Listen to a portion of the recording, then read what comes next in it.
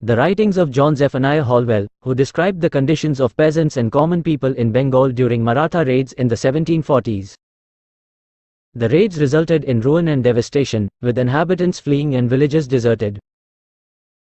The Maratha troops committed atrocities and barbarities, causing immense suffering. Holwell's account reflects the efforts to resist the Marathas and the challenges faced during this period. Another source, Vaneshwar Vidyalankar, also wrote about the Maratha raids and their brutal actions in Bengal. The message highlights the historical significance of these writings in understanding the events and consequences of the Maratha raids.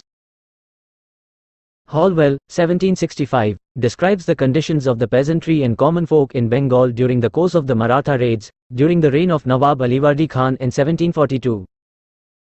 This was the first of several Maratha incursions into the Bengal Suba. On this event, a general phase of ruin succeeded. Many of the inhabitants, weavers, and husbandmen fled.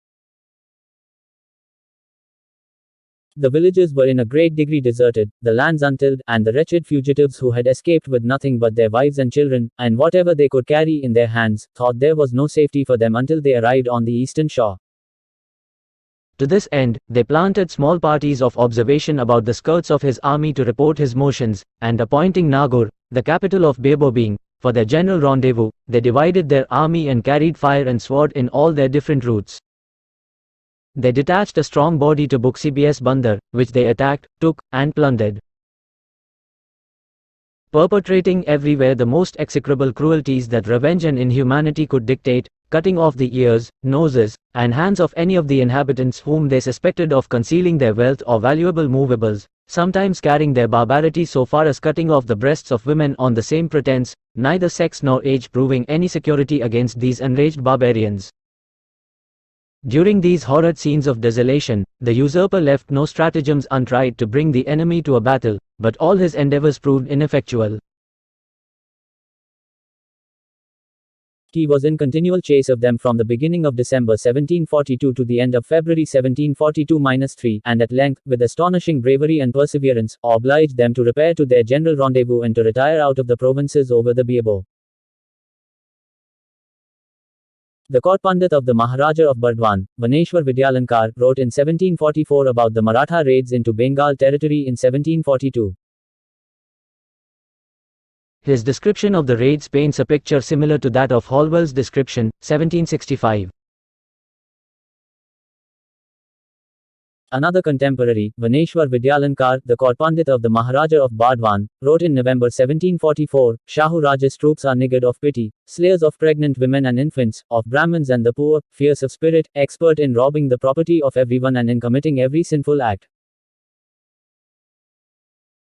They created a local cataclysm and caused the extirpation of the people of the Bengal villages like an ominous comet. In one day they can cross 100 yojans. They slay the unarmed, the poor, women, and children. They rob all property and abduct chaste wives. If it comes to a battle, they secretly flee away to some other country. Their main strength lies in their marvelously swift horses. Such was the tumultuous ocean of Bargi troops. Holwell. John Zephaniah Holwell, 1711-1798, was a British surgeon, administrator, and one of the survivors of the infamous Black Hole of Calcutta incident in 1756. He is known for his writings about India, particularly his account of the tragic event in which a number of British prisoners were confined in a small room, the Black Hole, by the Nawab of Bengal, resulting in many deaths due to suffocation and heat. Holwell's writings provide valuable historical insights into the British presence in India during the colonial period.